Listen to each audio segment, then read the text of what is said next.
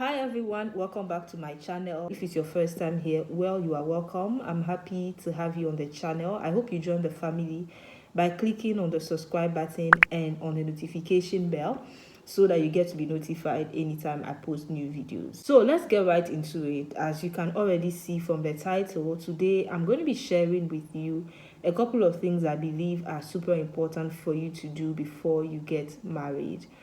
And I know we talk a lot about preparing for marriage, but I feel like we don't necessarily really go into details to say, okay, what are some of the things that I should do before I get married? And so I just really want to share a couple of those things that I believe are important for you to do in no particular order. First thing I would say is know God for yourself. I'm not sure you were expecting this, right? But I believe that it's one thing to go to church, but it's another thing to actually know God for yourself. And there are so many of us who go to church because you were born in a Christian home, you were born following our parents to church, but do you know God for yourself? Do you have a personal relationship with God? I would say before you get married, before you even say yes to a man, please learn how to know God for yourself. Have a personal relationship with Him. The second thing I would like to encourage you to do is to know and embrace your purpose. I'm sure you've heard purpose before partner, and I feel like this is one of those things that we don't talk about enough. I've shot a video where I spoke, at length about purpose and why it's important for you to know your purpose. I'm going to reiterate that again here. The reason that it's important for you to know your purpose is because I have shared, before, that I believe that marriage is about purpose, and whether we like it or not, purpose is what we are here for. So you are going to spend most of your life, if not all of your life, basically pursuing your purpose. So if you don't know what your purpose is, it means that there's going to be a missing link somewhere as to how you're going to choose the person that you're going to settle down with, because there has to be alignment. Before you know whether or not there's alignment, it means that you have to know what it is that you've been called to do. So if you are listening to me and you don't know what it is that God has called you to do, you don't know your divine purpose, this is the time for you to do that. Don't be in a hurry to get married if you haven't yet discovered your purpose. I would say spend time to discover and embrace what your purpose is. I added embracing it because it is one thing to know what your purpose is, and it is another thing to embrace it. And I feel like that second part it's an entire process. There are so many things that come into play when it comes to embracing your purpose, so much so that I feel like if you haven't yet embraced it, even though you know it, and you get married, it can also cause some frictions. Okay, I won't go into details in this video, but I hope that this helps, and I hope that you actually hold on to it and probably do more research on this as well. If you don't know what your purpose is, you are watching me right now. I wrote a book called Understanding God's Will for My Life, which literally talks about the importance of knowing what the will of God for your life is before you even seek to know the will of God for your marriage. And I explained in details why, and also taught you how to know the will of God, how to know your purpose, and all of that. So you can check the description box to see how to get a copy for yourself and read it. I'm sure it's going to help you to know your purpose. It is going to help you to know your divine purpose, and also help you to understand the link between understanding your purpose, understanding God's will for your life, and how to choose a life partner. Another thing that you must do before you get married is know who you are. This is not knowing who you are, at surface level, basic things like, oh, this is my name, this is where I come from. I'm talking about knowing your identity. This is something that many people also struggle with, because the reason that this is important is because, see, when you get married, I feel like there are so many things that you would have neglected when you are single that are going to be accentuated. And one of them is identity. If you don't know who you are going to be struggling with self-esteem. You are going to be struggling with taking your place. And I believe that your identity plays a major role in how you show up in your marriage, how you show up in your relationships. So if you are still struggling with doubt as to who you are still struggling with self-esteem and all of that, you definitely want to work on this now. Like, Do not wait until you get married. Start working on it now. Other than that, you will tend to become a burden to your partner, or you will tend to not know what you want to do with your life, and this in itself can also constitute a problem. It can constitute a struggle. There are also so many other benefits to knowing who you are, because marriage is for two adults, marriage is for two mature people, and part of maturity, in my opinion, is actually going the extra mile to really discovering and knowing and embracing who you are, not just who people told you are, not just what you've been made to believe that you are, but who God says you are, and really getting to that place where you're like, you are rooted, where you know who you are for sure, that nobody can convince you otherwise. This is super, super important. So another thing I'm going to say is, let God work on you. Let God work on you. And this means that you have to learn how to spend quality time with God.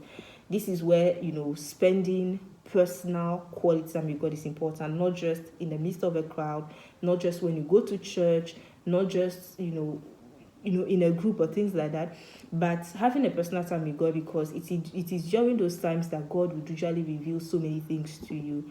And the reason that this is important is because, as I said, marriage tends to actually reveal so many things about yourself to you. So if you begin to do the work early, the reason that so many people are struggling in marriage is because there are so many things that they didn't work on.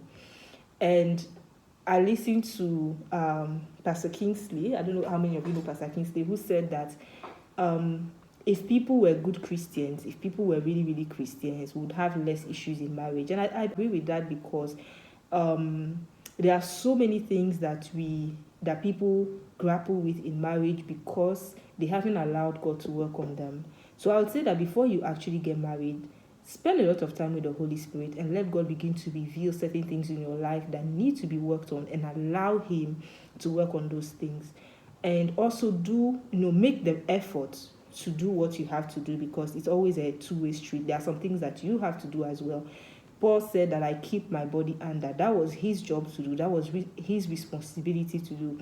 Even though God's grace was available, he had a role to play when it came to being disciplined. So learn how to discipline yourself. Nobody can do that for you. And if you don't learn how to discipline yourself, you are going to struggle in marriage, because marriage is really about balancing so many things. And even things like praying, studying the word of God. If you don't train yourself to do those things now that you are single, when you are married, it's going to be two people. And when I say that it could be a struggle, I mean it could be a struggle, because it's going to be two people coming from two different backgrounds, who probably sleep at different times, who probably, at the beginning, you're coming from different places, so you know the time you usually wake up to pray. So you will now have to learn how to fuse that.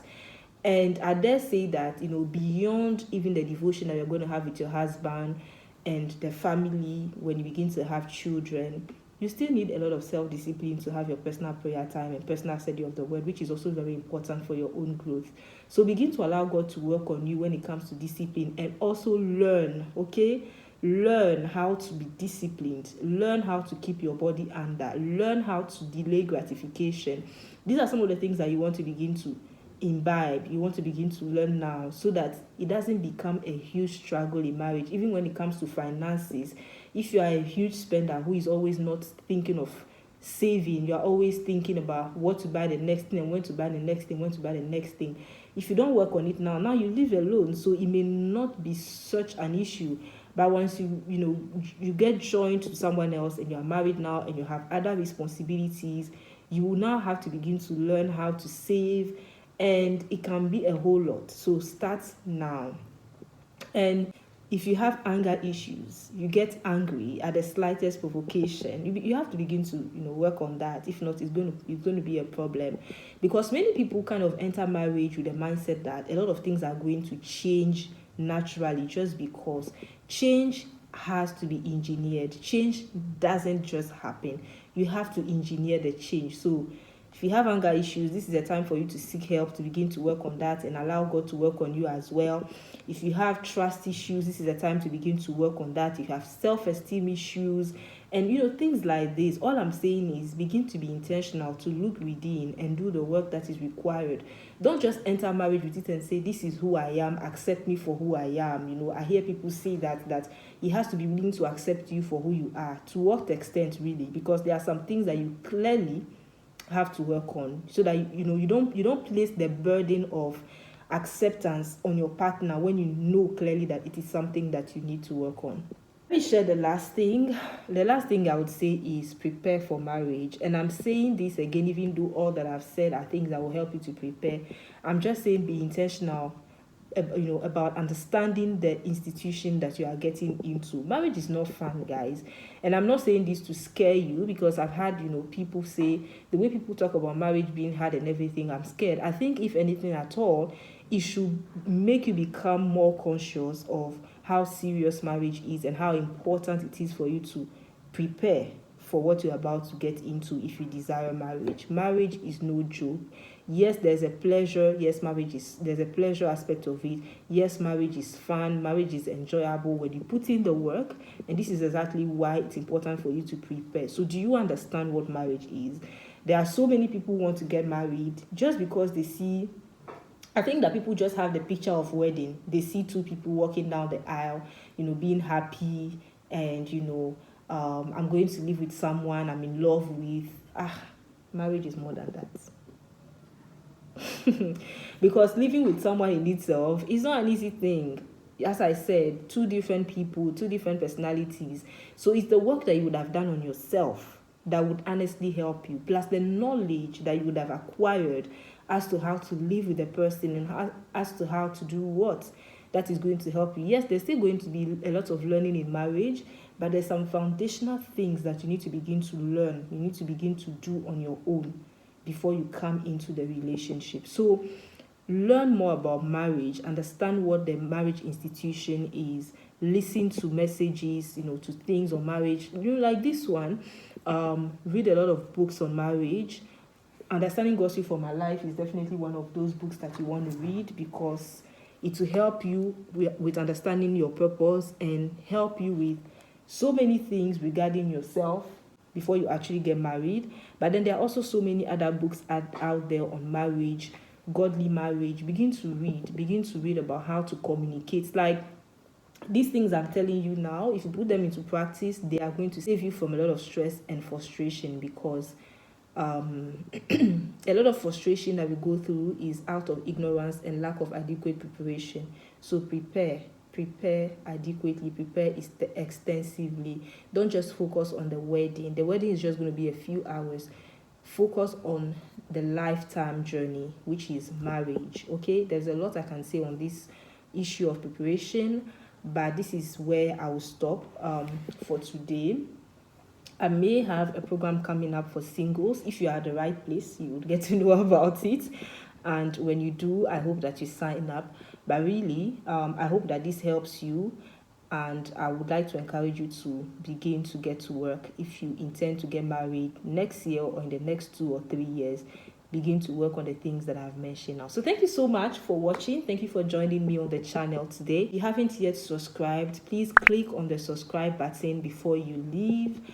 Also click on the notification bell right beside it so that you get to be notified anytime I post new videos, and I'll see you in the next one.